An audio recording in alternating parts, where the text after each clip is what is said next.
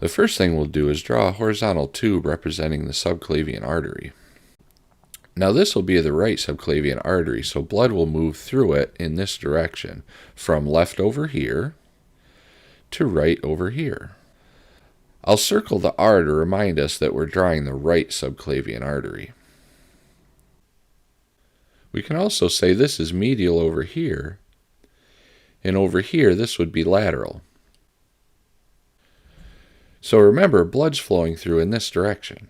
I'll write BCT over here to remind us where this branches from. Over here I'll draw the first rib. The first rib is a landmark to determine where the name of the vessel changes from subclavian to axillary.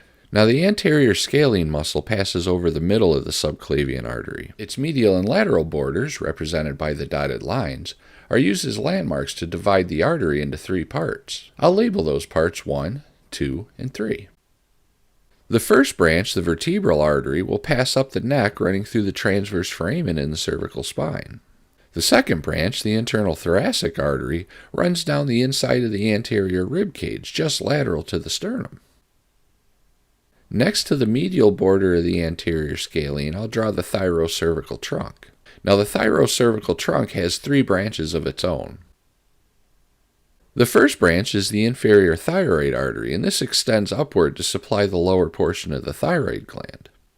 The second branch, the transverse cervical artery, this runs across the front of the anterior scalene. The third branch, the suprascapular artery, runs posteriorly to pass over the transverse scapular ligament over the suprascapular notch.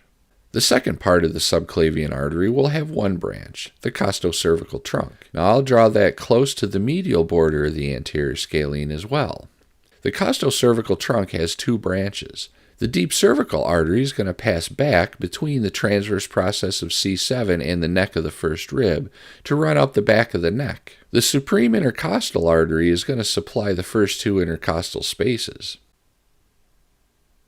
The third part of the subclavian artery will have 1 branch, the dorsal scapular artery.